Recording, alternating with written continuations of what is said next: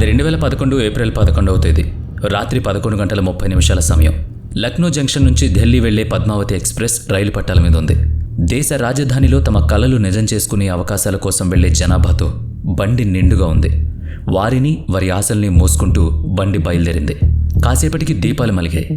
అందరూ నిద్రకు ఉపక్రమించారు. రైలు పట్టాలు సవ్వడి, రైలు పెట్టెల ఊగిసలాట, మధ్య మధ్య రైలు కోతలు మినహా ప్రజలకు సద్దు చేయకుండా మగతగా నిద్ర పట్టేసింది. అయితే ఆ రైలు బండిలోనే ఉన్న ఒక అమ్మాయికి ఆ ప్రయాణం పీడకల్లగా మారింది. ఆ కాళరాత్రిలో ఆమె పొందిన హింస కంటే మరణమే మేలనిపిస్తే అది మీ తప్పు కాదు. ఆమె 22 ఏళ్ల అరుణిమా సిన్హా. ఆమె ఉన్న పెట్టెలో 50 మందికి పైగా ప్రయాణికులున్నారు. వాళ్లంతా కుటుంబాలతో, స్నేహితులతో ప్రయాణిస్తుంటే ఆమె ఒంటరి ప్రయాణం చేస్తోంది. పెట్టెలో ఉన్నవాళ్లు కుటుంబాలతో, స్నేహ బృందాలతో ఉన్నవాళ్లు కనుక అరుణిమ ధైర్యంగా తన బెర్త్పై నిద్రపోతోంది. ఇంట్లో ఉండే భద్రత వేరు, బయట ఉండే భయాలు వేరు. నిండా ప్రయాణికులున్నంత మాత్రాన నిర్భయంగా ఉండొచ్చనే భరోసా ఎల్లవేళలా ఉండదు. అవును, ఆ కంపార్ట్మెంట్లోకి ఓ 4 అపరిచితులు ప్రవేశించారు.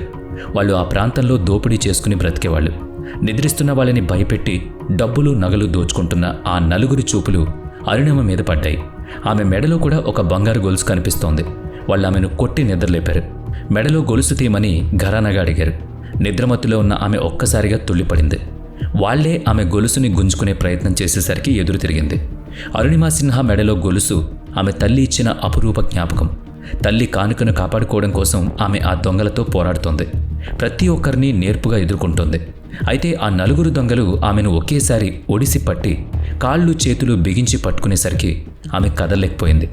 ఆ పరిస్థితుల్లో ఒకడు ఆమె గొలుసు తెంపి లాక్కున్నాడు. ఆ తర్వాత 4 కలిసి అత్యంత రాక్షసంగా, కనీసపు మానవత్వం లేకుండా గంటకు సుమారు 120 కిలోమీటర్ల వేగంతో వెళుతున్న ఆ రైల్లోంచి ఆమెను బయటకు విసిరేశారు. ఏదో అవసరం లేని మూటను విసిరేసినట్టు. మరి ఆ పెట్టెలో ఉన్న ప్రయాణికులు ఏం చేస్తున్నారో తెలుసా? ఒంటరి అమ్మాయి ఆ దుండగులతో తన శక్తి మేరకు పోరాడుతుంటే చూద్యం చూస్తున్నారు. ఏ 2-3 తోడొచ్చినా సరే ఆ దొంగలకు బుద్ధి చెప్పేవాళ్ళు. ఆ ప్రయత్నంలో దెబ్బలు తగలొచ్చుగాక దొంగల్ని పట్టుకోవడమో, తరిమేయడమో చేయగలుగుతారు. కానీ సగటు భారతీయుల్లో అలాంటి చైతన్యం పూజ్యమని చెప్పడానికి సిగ్గుగానే ఉంది. బహుశా వాళ్లల్లో మనలో చాలామంది ఉండుంటారు కూడా. అదే నింద కాదు. మన చైతన్యం మన ఇంటి గడప వరకే పరిమితం. బాధితుడే ఎదురు తిరగాలి, ఓపికంటే అంతే. అక్కడే ఉన్న 10 మంది కలుగజేసుకోవాలి. దారిని పోయే కంపను నెత్తిన వేసుకోవడం ఎందుకని అలా కిమ్మనకుండా ఉంటే ఇదిగో ఇలాగే ఉంటుంది. రేపొద్దు అదే సంఘటన మనకు జరగవచ్చు. మనకు అలా అలవాటైపోయిందంతే. లేకుంటే కదులుతున్న రైల్లో దొంగతనం చేయడానికి వచ్చిన వాళ్ళు దోచుకుని వెళ్ళిపోకుండా తమకెదురు తిరిగిందనే దుగ్ధతో ఒక మనిషిని రైల్లోంచి విసిరేయడం ఎంత దౌర్జన్యం! అది సహప్రయాణికుల నిర్లిప్తత, నిర్లక్ష్యం కాదంటారా? ఇప్పుడు ఎదురు తిరిగి అరుణిమ సాధించేదేముంది? గొలుసు పోగొట్టుకుంది, ప్రాణము పణంగా పెట్టింది కదా అని అంటారేమో. మనకు అదే కావాలా? ఆ అరుణిమ తన ఇంటి అమ్మాయి అయితే ఇలాగే స్పందిస్తారు. అందుకే అరుణిమకు జరిగిన దాడికి ఆ హింస కంటే కూడా మరణమే మేలేమో అనిపించడానికి 2 కారణాలు చెప్పాలనిపిస్తోంది. 120 కిలోమీటర్ల వేగంతో పోతున్న రైల్లోంచి విసిరేయబడ్డ మనిషి వేగం కూడా 120 కిలోమీటర్లు ఉంటుంది. ఆ వేగంతో గాల్లో తేలి నేలకు గుద్దుకోగానే ప్రాణం నిలవడం అసాధ్యం. ఒకవేళ బ్రతికి బట్టగట్టిన తగిలిన దారుణ గాయాలతో బ్రతకడం కంటే పోవడమే మంచిదనిపిస్తుంది. ఇది ఒక కారణం. రెండోది, ఆ రైలు పెట్టెలో ఉన్న సుమారు 50 మందికి పైగా ప్రయాణికుల్లో ఒక్కరూ ఆమెను కాపాడడానికి పూనుకోకపోవడంతో ఇలాంటి మనుషుల మధ్య బ్రతకడం అవసరమా అని చనిపోవాలనిపిస్తుంది. దేశవ్యాప్తంగా వార్తల్లో నిలిచిన ఈ సంఘటన మీకు గుర్తుకు వచ్చే ఉంటుంది కనుక ఆ రాత్రి ఏం జరిగిందో తెలుసుంటుంది. పద్మావతి ఎక్స్ప్రెస్లోంచి 120 కిలోమీటర్ల వేగంతో బయటకు విసిరేయబడ్డ అరుణిమ గాల్లో ఉండగానే ఆ పక్కనే ఉన్న మరో రైల్వే ట్రాక్ మీద ఎదురొస్తున్న మరో రైలు బండి అదే వేగంతో వస్తూ ఆమెను ఢీకొట్టింది. ఆమె తనను ఢీకొట్టిన ట్రైన్ వెళుతున్న ట్రాక్ మీదనే పడిపోయింది. నోరెళ్లబెట్టి వింటున్నారు కదా? అసలు నోరు తెరిచి అరవడానికి సైతం వీల్లేకపోయింది అరుణిమకు. అరిచినా వినేవాళ్ళెవరక్కడ? ట్రాక్ మధ్య పడిపోయిన అరుణిమ అలాగే ఉండిపోయింది. ట్రైన్ ఆమె పైనుంచి పట్టాల మీదుగా పరిగెత్తిపోయింది. అరుణిమలో అప్పటిదాకా స్పృహ ఉంది. అతి కష్టం మీద శరీరాన్ని కదిలించే ప్రయత్నం చేసింది. లాభం లేదు. తల మాత్రం ఎత్తి శరీరం వంక చూసుకుంది. ఆమె ఎడమ మోకాలి కింద భాగం కనిపించట్లేదు. అంటే ఆ వెళ్లిన రైలు చక్రాల కింద అది నుజ్జు అయ్యుంటుంది అనుకుంది. ఈ విషయాలు వివరించడానికి, మనుషుల తీరును చెప్పడానికి ఇంత సమయం పట్టింది. కానీ అరుణిమ విషయంలో అన్ని క్షణాల వ్యవధిలో జరిగిపోయాయి. అరుణిమ అప్పటి మానసిక స్థితిని ఇప్పుడు మనం ఊహించలేం కూడా. ఉన్న చోటునే అటునిటు తల తిప్పుతూ చుట్టూ ఉన్న వాతావరణాన్ని ఆమె అంచనా వేసే ప్రయత్నం చేసింది. తలను, కాళ్లను మాత్రం కదిలించగలుగుతోంది. వెంటనే జరిగిన సంఘటనలు ఆమె మెదడు మొద్దుబారి ఏ బాధ తెలియలేదు. కానీ సమయం గడిచే కొద్దీ ఆమె పూర్తి స్పృహలోకి వస్తున్న వేళ అన్ని నొప్పులు అనుభవంలోకి వచ్చాయి. తెగిన ఎడమకాలి సలపరం, శారీరక గాయాలతో తన దయనీయ స్థితికి ఆమె కంట్లోంచి కన్నీళ్లు కారుతూనే ఉన్నాయి. కానీ ఏడ్చి కేకలు పెట్టాలా, గొంతు మాత్రం పెగళ్డం లేదు. విరిగిన ఎముకలు శరీరాన్ని నలిపేస్తున్నాయి. చితికిన కుడికాలి మోచిప్ప బాధ నరకాన్ని చూపిస్తోంది. ఇక ఎడమకాలు పూర్తిగా కోల్పోవడంతో ఆమె అస్సలు కదలలేక అలాగే పడింది. ఆమె బాధ మీ ఊహకే వదిలిస్తున్నాను. చిమ్మ చీకటి వేళ ఎక్కడో నిర్మానుష్యమైన చోట, కేవలం రైలు బళ్ళు మాత్రమే తిరిగే ప్రాంతం కావడాన ఆ సమయంలో అటుగా మనుషులెవరూ వచ్చే అవకాశం లేదు. కాసేపటికి ఓపిక కూడదీసుకున్న అరుణిమ మూలగసాగింది. కాపాడమని అరిచింది. అరుస్తున్నందువల్ల ఆమెలో అలసట పెరిగింది. అధిక రక్తస్రావం వల్ల నీరసించిపోయింది.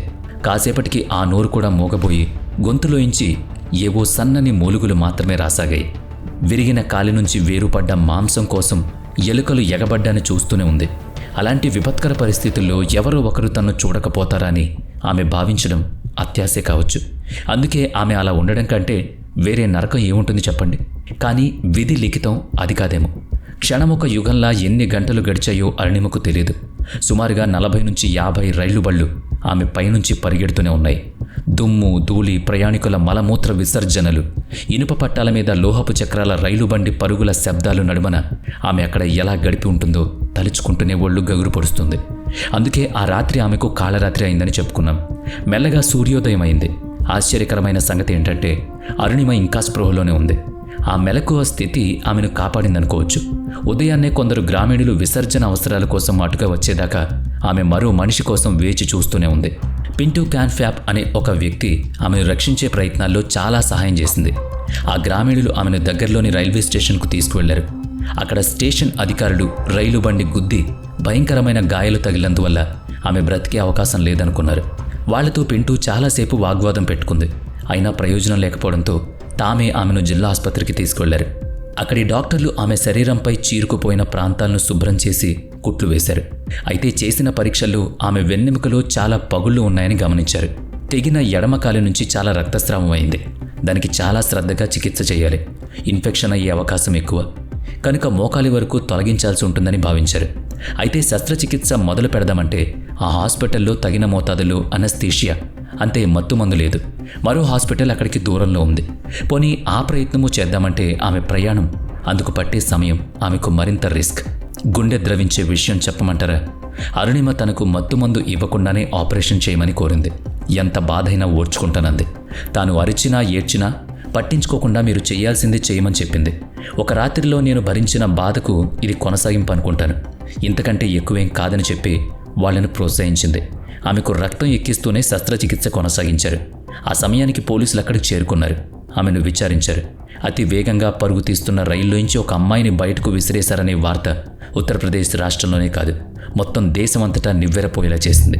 రాష్ట్ర ప్రభుత్వమే కాదు, కేంద్రం కూడా ఈ దుస్సంఘటనను తీవ్రంగా పరిగణించింది. పోలీసుల విచారణలో అరుణిమ గురించి కొన్ని ఆశ్చర్యకరమైన సంగతులు వెలుగు చూశాయి. యూపీ లక్నోలో 1989లో జన్మించిన అరుణిమ సిన్హా తన 3 ఏళ్ల వయసులో తండ్రి గతించాడు.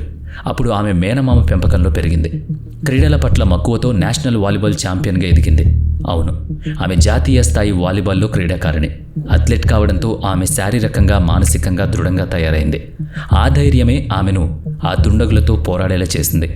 ఆ పోరాటమే రాత్రంతా బ్రతికేలా చేసింది. ఆ ధైర్యమే ఆమెలో ఎటువంటి దయనీయ స్థితిలోనూ ఊపిరిపోసింది. స్పోర్ట్స్ను కెరీర్గా మార్చుకోవాలనుకున్నప్పుడు మేనమామ ఓం ప్రకాష్ సలహా మేరకు పారామిలిటరీ ఫోర్సెస్లో చేరాలని ప్రయత్నించింది. దేశ సరిహద్దుల్లో సైన్యం దేశానికి కావలి కాస్తుంటే ఈ ప్రత్యేక పోరాట దళం పారాస్పెషల్ ఫోర్స్ దేశం లోపల ప్రజలకు రక్షణ కల్పిస్తుంది. సరిహద్దు గ్రామాల ప్రజలకు పొరుగు దేశాల సైన్యం చొరబడే తీవ్రవాదుల దాడుల నుంచి రక్షిస్తుంది. అటువంటి ప్రత్యేక రక్షణ దళంలోకి అరుణిమకు చేరిక అంత సులువుగా ఏం జరగలేదు. చివరికి సాధించినా కానీ ఆమె పుట్టిన తేదీని అందులో తప్పుగా నమోదు చేయడంతో ఆమె నియామకం తిరస్కరించబడింది.